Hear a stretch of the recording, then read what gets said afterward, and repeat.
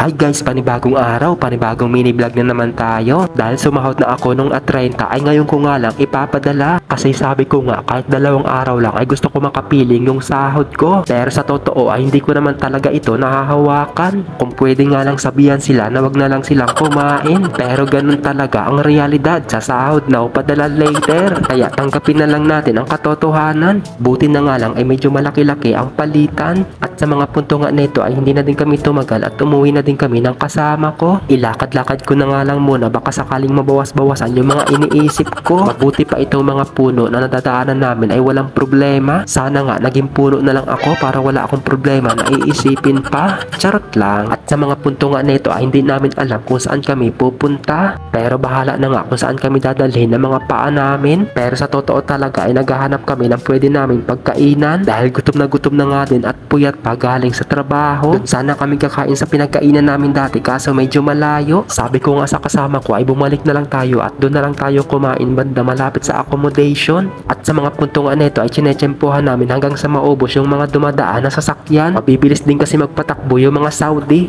Kaya kapag nasagasaan ka ay kawawa ka talaga. Uuwi ka talagang nakabalot sa karton. Charot lang. At dahil nakatawid kami ng ligtas, fast forward nga ay nandito na kami sa pagkakainan namin. Dito nga kami pumunta ng kasama ko para maiba naman yung pwesto. Madalas kasi kami kumain doon sa kabila. Kaya ito yung napili ng kasama ko para kumain dito. Dahil siya lang naman yung nakakaalam kung ano mga pwedeng kainin dito, ay pinapili ko na din siya kung anong masarap kainin. At dito nga pala yung mga ibang lahi kapag kumakain ay naka-cross legs sila. Pero pwede ka rin tumayo kapag kumain. Charot lang. Dahil hindi naman ako mahilig kumain ng naka-cross legs, dito kami kakain sa lamesa kasi may upuan. Dumating na nga din yung in-order namin, 2 pirasong parata. Madalas nga kami kumain ng parata pero iba-iba naman ang lasa dahil iba-iba ding mga lahi ang nagluluto. At syempre hindi pwede na walang sawsawan yan. Kung hindi ka nga din pala maarte kumain ay pwede ka dito. Sa mga nakakaalam at sa mga hindi nakakaalam ay ito pala yung sawsawan niya. Ang tawag nga pala daw dyan ay dal. Parang may pagkahawig siya sa munggo. Pero nung bagong salta ako dito sa Saudi ay nakatikim na din ako ng ganyan. Dahil nung hindi pa kami nare-release ng employer namin sa supermarket,